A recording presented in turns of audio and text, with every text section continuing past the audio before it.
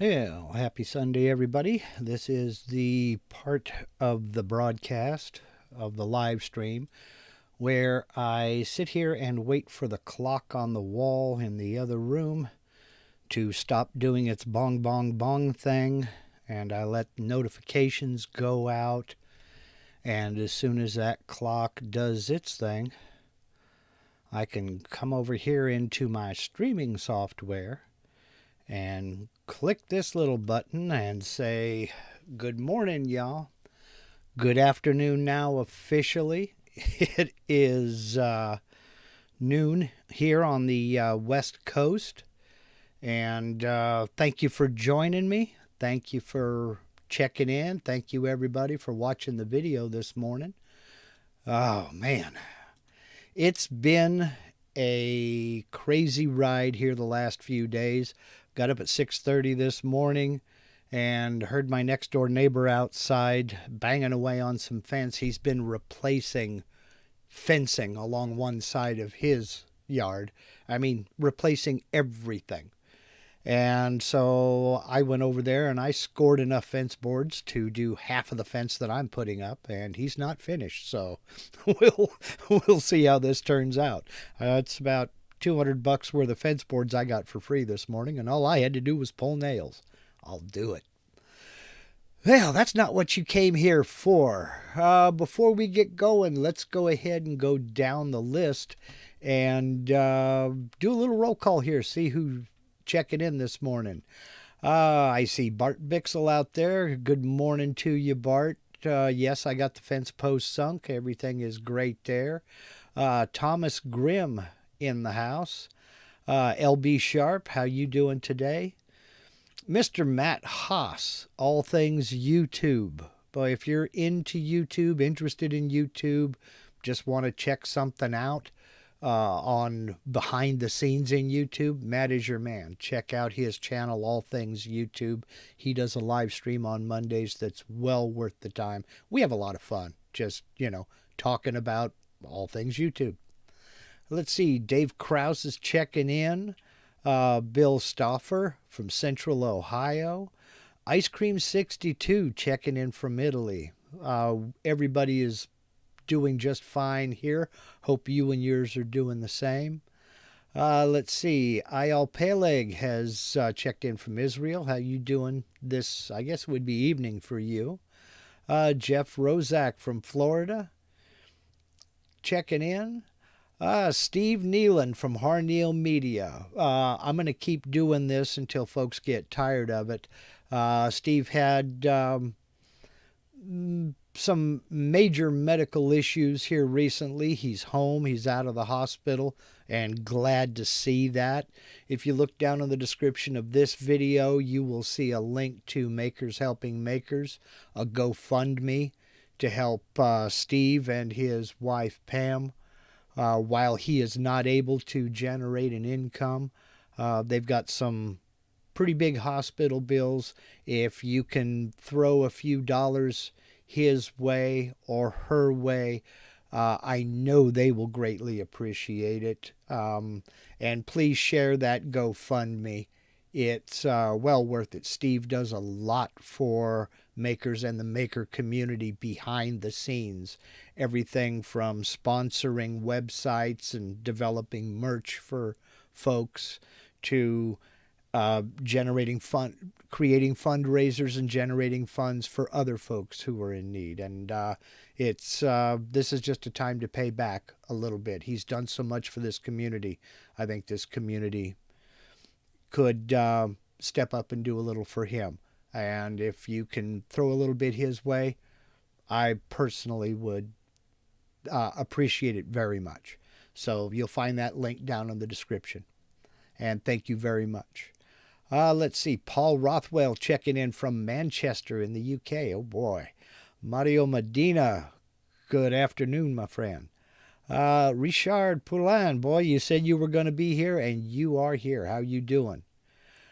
Steve Late checking in from London. Mervyn over at Poppy's Woodshed. How you doing today? Let's see. Who else we got? We got Mike Gallo. how are you doing? John Cousins from Wood If I Could. Another excellent channel for those of you into scroll saws. He does all kinds of nifty stuff over there. Dave Matthews, Michael McCrite stopping by from Arizona. Kevin Els in South Africa. Power failure? Oh, man. Oh, no thanks. And there's Mr. Woody One has checked in from Connecticut. Judy Phillips, welcome aboard. And let's see, David Jastrom, Ronald Ledger, haven't seen you in a while. Hope you're doing okay.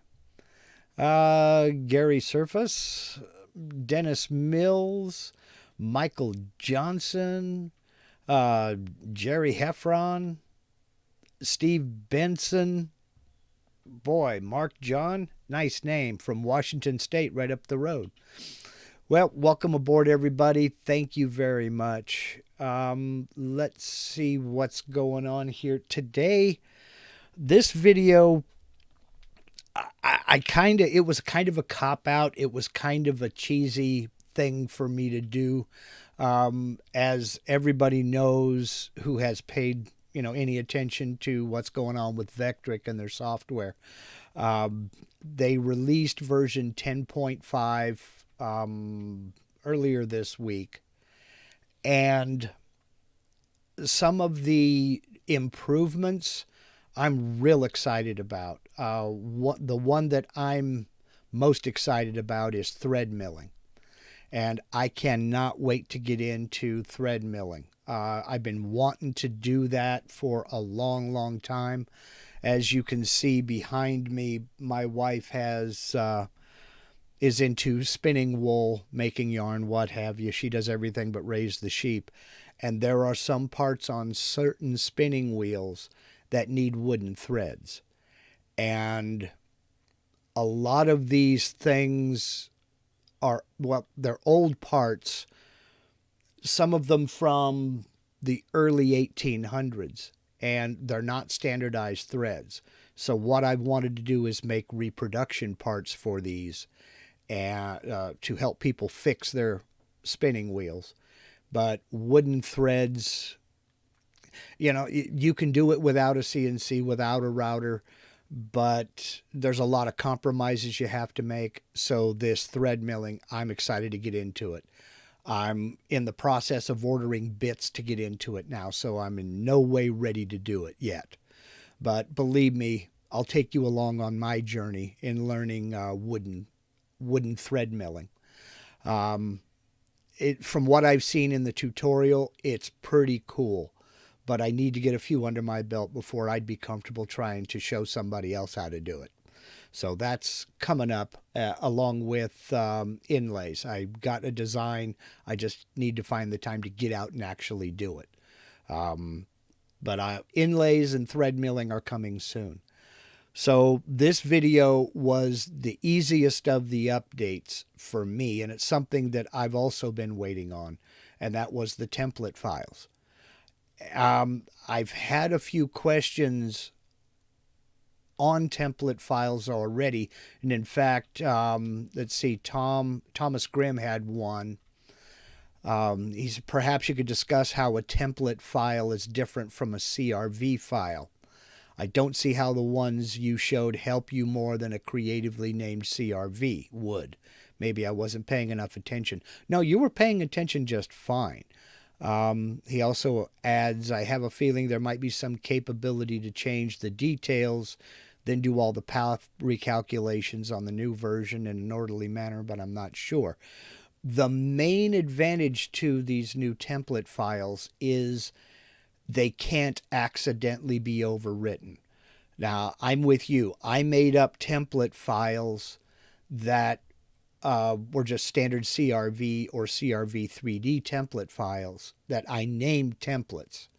But the ability is still there to accidentally overwrite it or just lose it in and amongst all my other CRV files.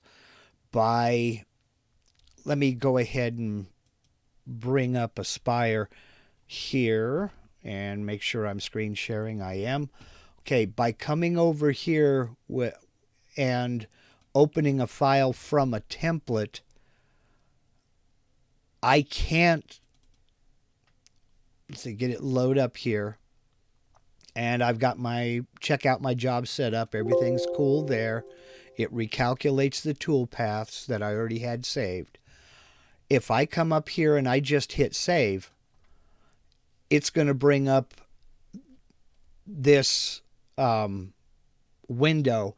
I cannot accidentally overwrite it. That's the main advantage.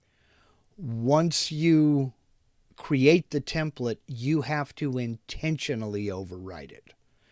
You can't, it can't be done by accident. And I've done that before. So that's the main advantage to the template files. But also, they're just easier for me to keep track of, so that's it. Hopefully that answered that question. Let's see. Let me go down the list here and see if there are any more that are...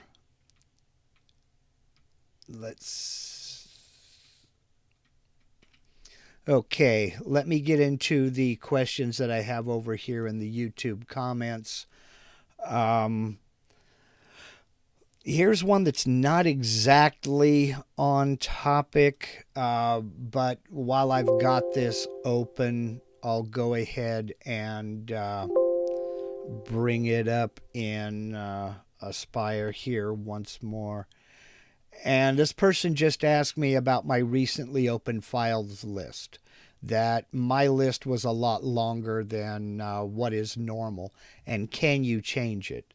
Yes, you can change it. But you have to have a file open out here. So let me go ahead and reopen my template and let it get loaded and do all that stuff. Okay, fine. Okay, fine. You come up here under Edit, go down into Options, and that'll open up your programmed options. And you come down here to, let's see, let's find it. Right here, your recent file list size. I don't remember what the default was. I think it was 5. But you can come over here and click in this space and you can change it. I have mine set to 10. And my recent font list I have set to 5. And all you do is you change the number, then click OK, and that's done. Now, like for instance, I can come over here into my font list, let it load up when I click on text. And when I check my fonts, the last 5 fonts I used are in the top here. And then after that, the regular font list loads. So that's where those come from. And that's how you can change that. Let's see now. What were some of the other ones here?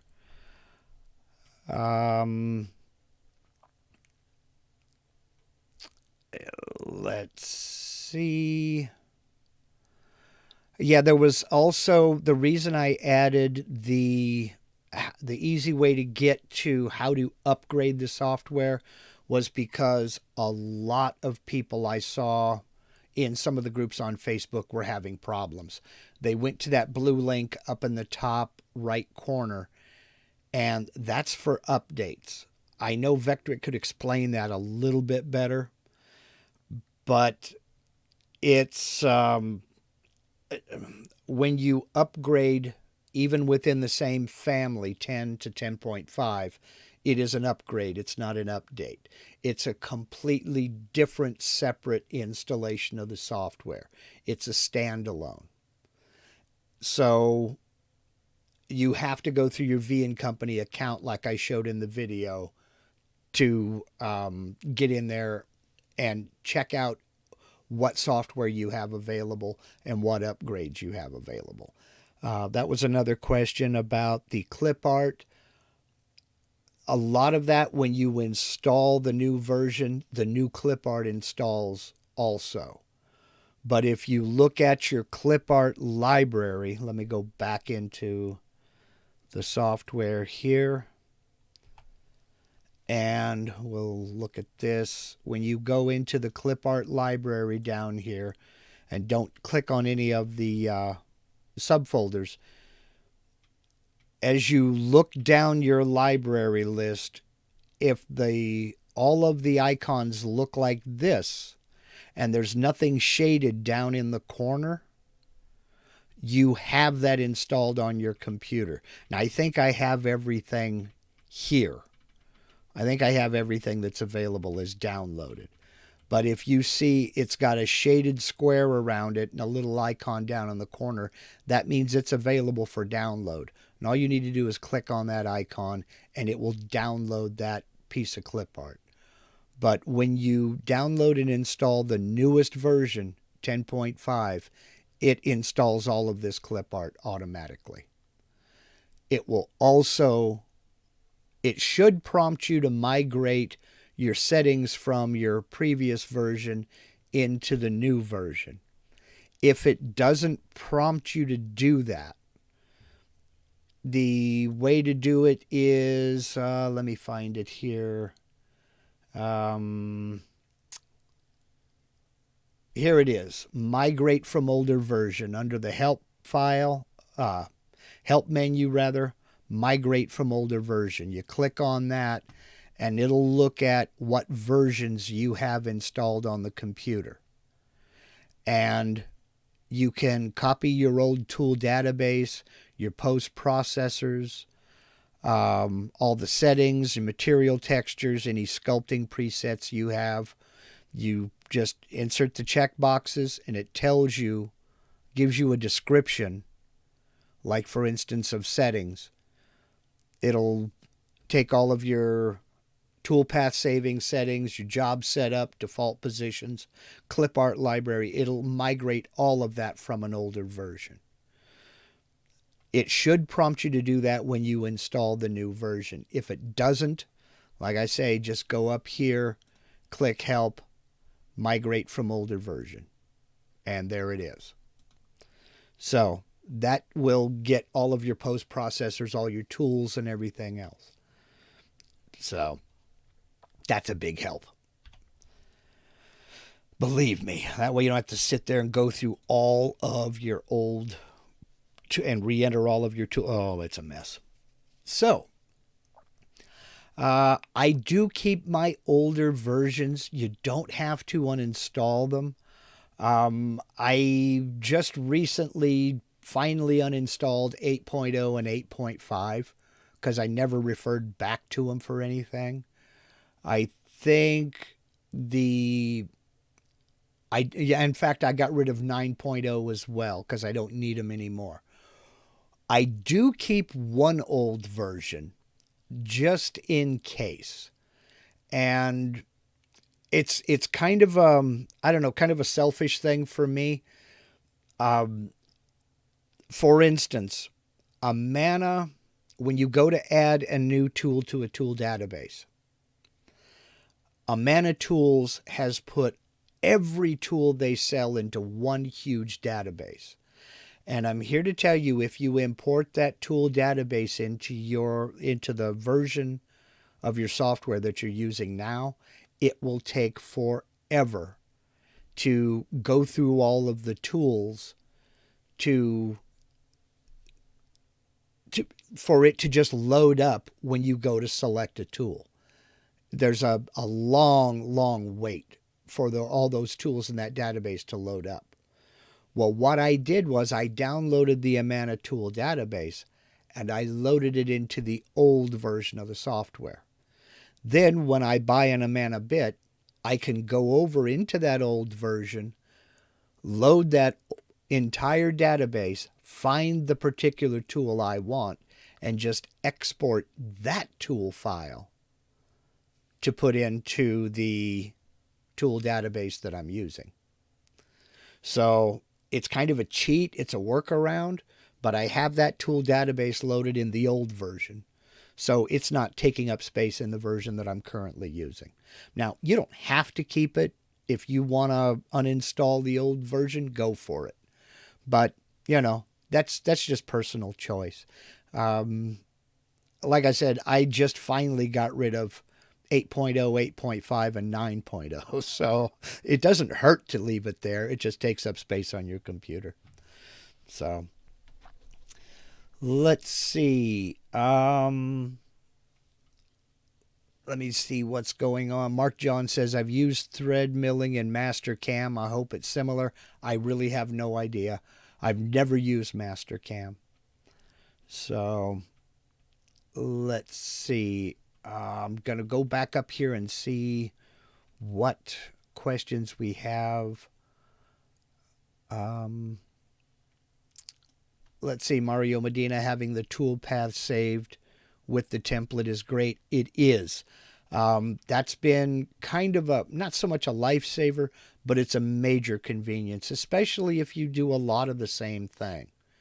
And just the ability to get in like wedding signs or anniversary signs. I've not done any stacked text, but if you do a lot of stacked text signs, the ability to save that template with the toolpaths and just be able to go in and change names in the template, recalculate the toolpaths, and go. It really cuts down on the amount of time that it takes to do these.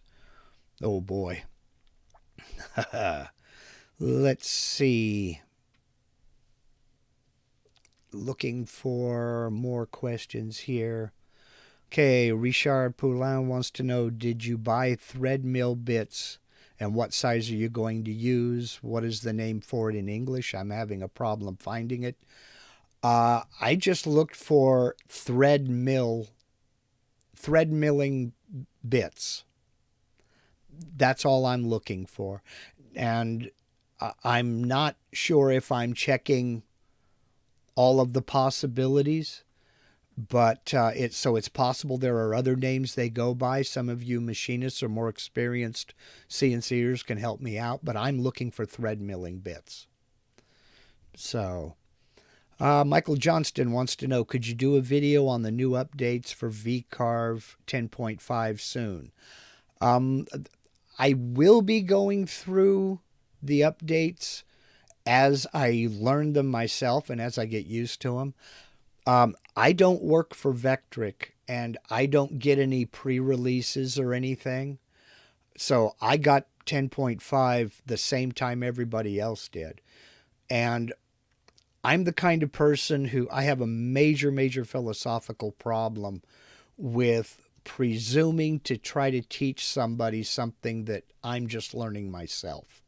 So if I don't know how to do it, I'm not going to comment on it, and I'm not going to try to instruct somebody else. So the only way for me to learn it is to actually do it, and it's just getting the time to go through and learn all of the steps. And that's why I say today's template video was kind of a cop-out on my part, because it was very easy, and it's all in the software. I don't have to go outside and physically turn on the machine. So it's kind of a cop-out on my part. But yes, I will be getting into each of the new features as I learn them. Let's see. Gary Surface, can you touch on VCarve G-code issues, putting out too many decimals? I've never had that issue, and that's also going to depend on the post-processor you use. If you're using the correct post-processor for your control software, you should be fine. If it's putting out too many decimals, do you mean too many digits to the left or right of the decimal, or is it adding decimal points where they shouldn't be? I don't know. Let's see. Dave Matthews, about the most affordable bit I have found is the Magnate 796 90-degree threads designed for threading wood, about $25 including shipping.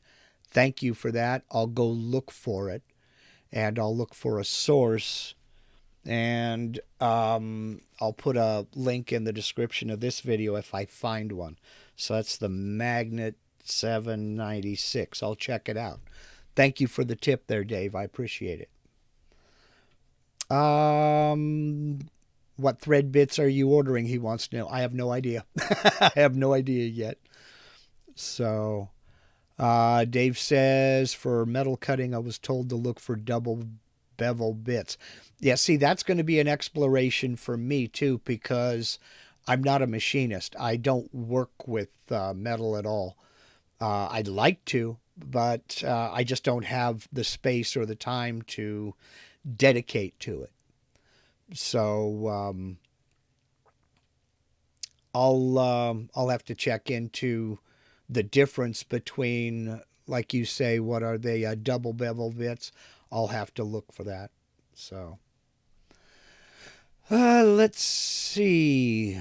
Michael Johnston, once you've migrated, is there any reason to keep the old version? I think I mentioned that, and I see you says you deleted mine. That's fine. If you got rid of the old one, it isn't going to hurt anything. I just hope you got everything migrated over before you did that. But let's see. John Welch, newbie from New Jersey, just learning. We're all just learning, my friend. Thanks for these invaluable videos. Well, thank you for checking them out. I appreciate it. Let's see. Ronald Ledger says, Legacy makes threaded rods and nuts. I believe that they use magnate bits. I believe you may have to pre-wet the wood in order to prevent chip out of the threads. I've heard conflicting stories on that, Ronald. That's something that I heard as well. Some people like to soak theirs in oil, which I have a problem with because of what I want to do. But I've been talking to a gentleman in Germany for a couple of years now. He has a YouTube channel. I will try to find, I don't know if he still has them there or not. Just made a note to myself. I don't know if he still has his videos up or not. I'll look.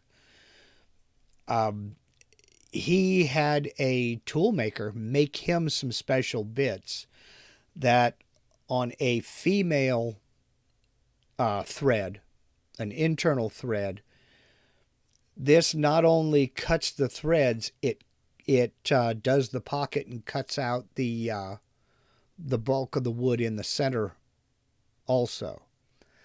And this guy makes threaded nuts and bolts, wood nuts and bolts, he makes them like 10 at a time. He's got a big industrial machine, and he's got jigs set up to where he'll line up a bunch of pieces, and then it'll come down and cut external threads. Then he'll lay down a board and it'll cut in internal threads. Then he cuts out the hex heads. He even made wooden wrenches for tightening these things. He doesn't wet anything. He doesn't soak in oil. He doesn't soak in water. He doesn't do anything. He works with maple and a couple of other woods, and they turn out beautiful. No chipping, no splitting, no nothing. So that's going to be part of the threading exploration for me, is learning what woods I can use, what I can get away with. Do I need to soak or soften the wood in any way? So, and once I get consistent good results, then I'll start to put out videos. But, it's a process. It's a learning process. So let's see. Dave Matthews come in and says, sources eBay, out of stock on Amazon, slightly more directly from Magnate. Yeah, I've got a few Magnate bits, and everything I've gotten from them so far has been pretty good quality. I don't have any complaints. About the only, and this is just out of school here, this is just my opinion. When it comes to buying bits, no offense, Michael Johnston, but I'm Scottish as well, of Scottish descent anyway. And so I'm cheap. And so I haven't really noticed a whole heck of a lot of difference between cheap bits and expensive bits, with one exception. And that is the Amana, I think they're called Spectra-coated bits. The Spectra-coated upcut and downcut end mills oh man, are those good bits. And they last a long time. A lot longer than standard solid carbide spiral cut end mills, up cut or down cut. But other than that, I don't care if it's from V&Co, from Magnate, from Bosch for that matter. They're all pretty much the same. I've tried CMT, I've tried Whiteside, I've tried the Amana without the Spectra coating, and I have about equal luck with all of them. And to be honest with you, just about all of my 1/8 inch shank diameter bits are El Cheapos from eBay. Some of them are Kyocera, and some of them are brands I've never even heard of before or since. And I get just as good performance out of those as I get out of the more expensive ones. So I just don't see a real advantage in spending a lot of money on bits if you don't have to. Having said that, I have not tried the carbide insert V-bits yet. And it's just, I have a Scottish wallet as well. And pulling out $170 for a V-bit is a little bit too much for me as a home hobbyist. Just my opinion. So that's the name of that tune. So, okay, let's see now here. I am looking through to see if there are any more questions over here off the video. No, I don't see any. So I'll go back over here, get that white glare out of my face, and see if we have any more. Let's see. David Barcroft, you mentioned you use clear pine from the big box stores. Do you ever see warping on your larger signs? Yes. And in fact, it's rare that I use pine anymore at all. I try not to because of exactly what you're talking. They can warp, so I tend to use a flat depth when I'm carving pine, V carving. I use a flat depth of no more than 0.1, and that helps. Generally speaking, if I have to use pine, I go by the select pine, the clear pine, because number one, it's dry. Construction grade lumber, a lot of it is green. And what isn't green, if it's kiln dried, it's only brought down to less than 20%.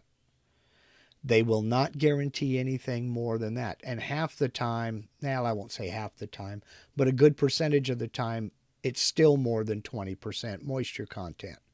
And that's just too wet for you to do anything really stable with. Because, I mean, it's just a simple fact, wood moves anyway.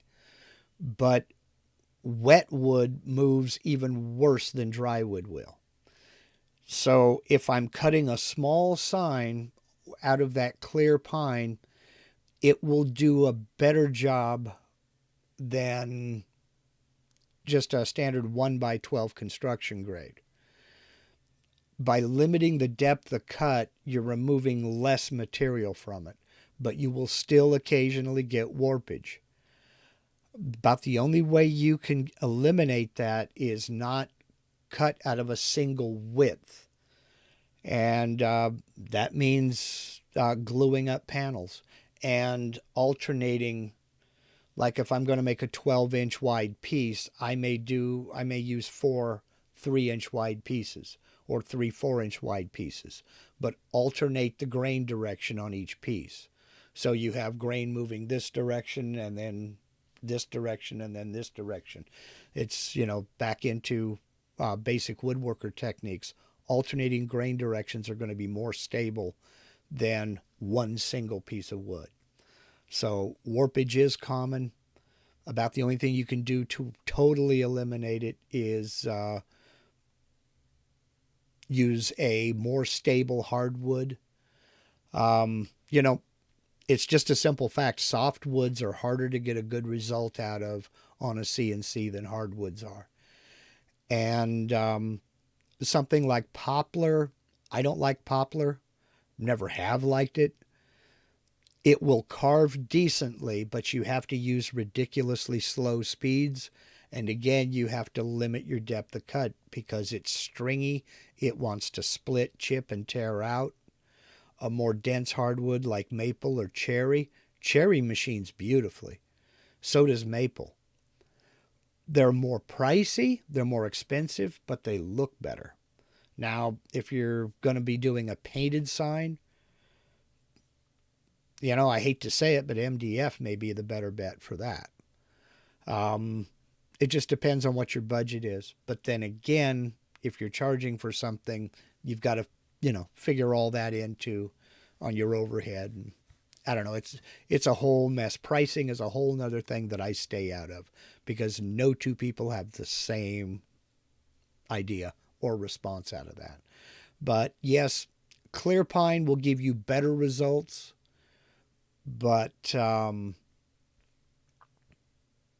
still not good. I don't like working with softwoods.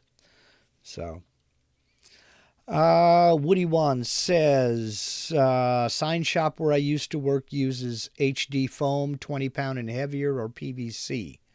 Can still move due to color. Very few exterior signs in wood anymore. If you can get a hold of HDU, high density urethane foam board, or PVC board, then yes, by all means, especially if it's going to be something for outdoors. I can't get it where I'm at. And that's part of the problem of living in a small town. There are the closest two places that stock it in sizes that's worthwhile to me is up in Portland, 270 miles to the north of me, or Sacramento, 270 miles to the south of me. I can get thin trim pieces, but I see people all over the country buying it from Home Depot. My Home Depot doesn't carry it. All they carry is like trim for moldings and what have you. I can't go out and buy a sheet, and I can't buy pieces or even project panel size, 2 foot by 2 foot or anything like that. It's just not available around me. I wish it was. I'd also like to try PVC sheet, but I can't get it here. The closest plastic supplier is up in Portland or down in Sacramento. So if you can get a hold of that, go for it. Now, I have been going to experiment with some of the blue insulating foam from the big box store.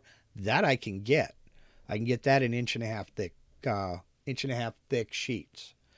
I just haven't gotten there yet.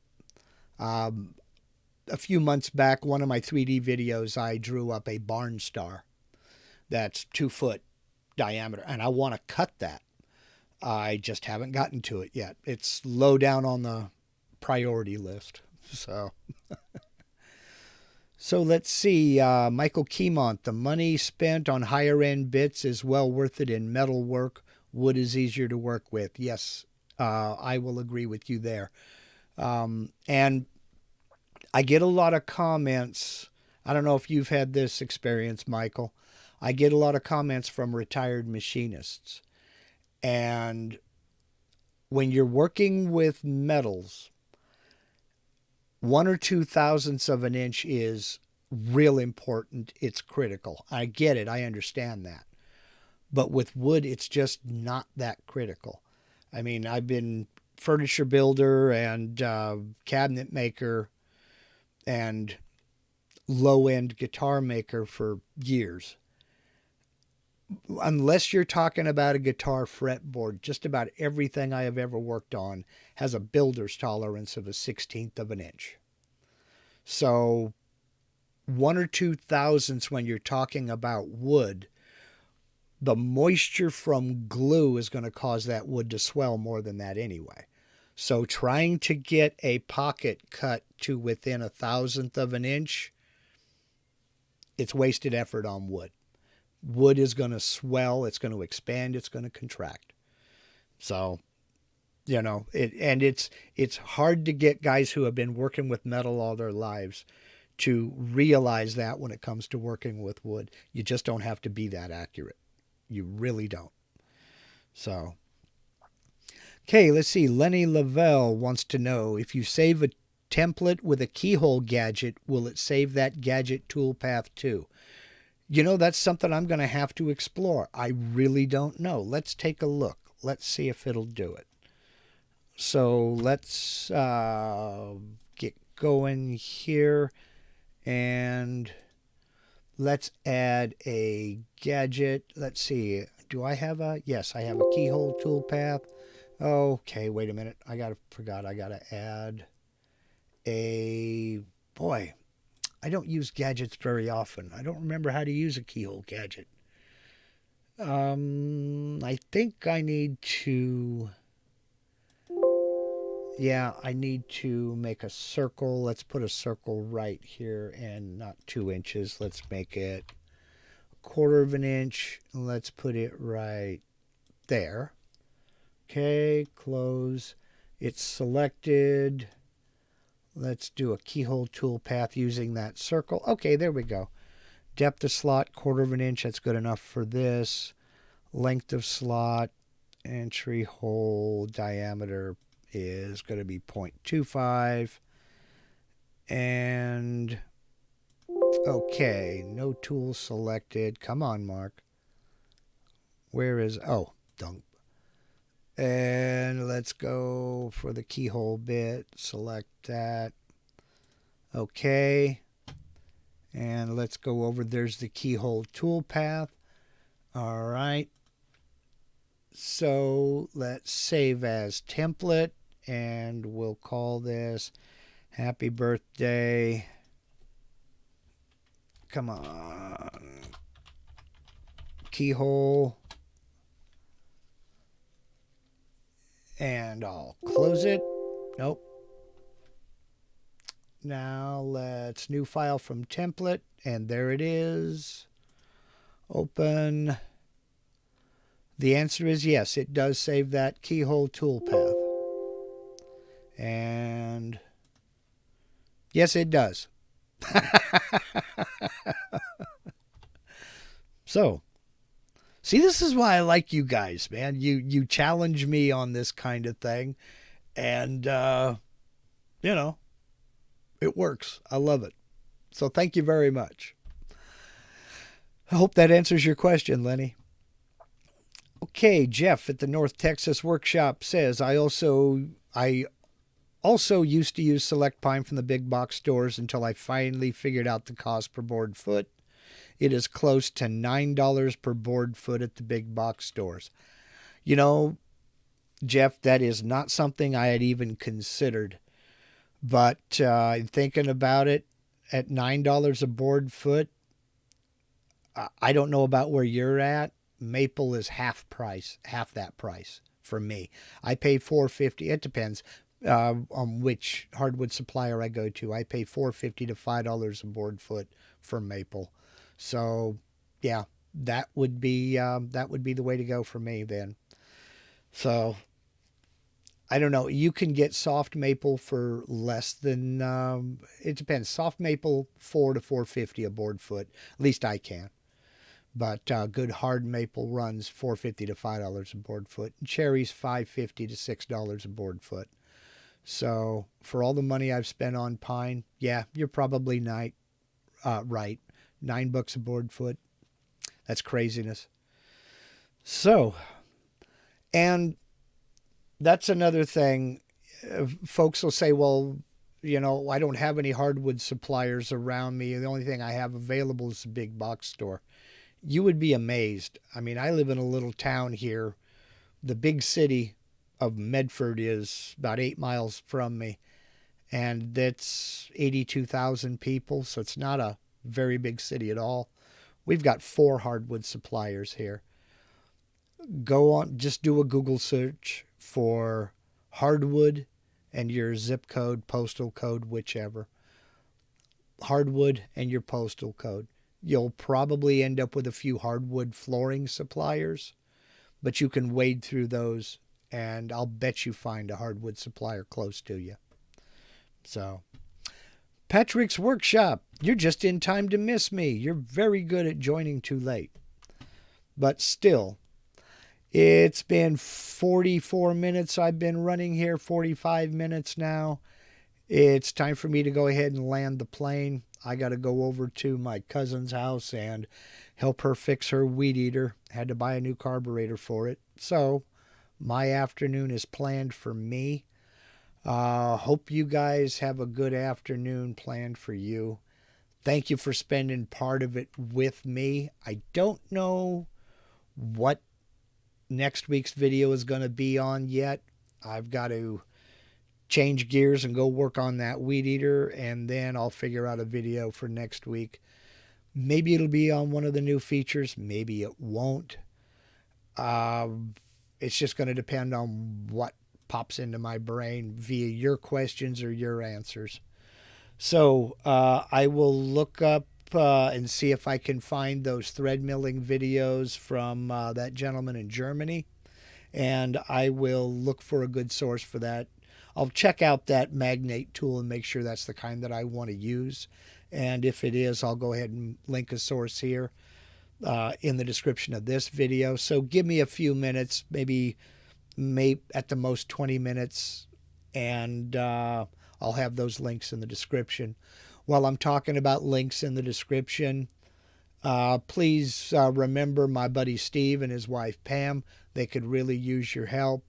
Bills are piling up, and a triple bypass is not a cheap thing to pay for. So the link there is in the description box below. And other than that, y'all have a good Sunday. Get out to the shop, make some chips, do something cool. And catch you next week. Thanks very much. Y'all take care.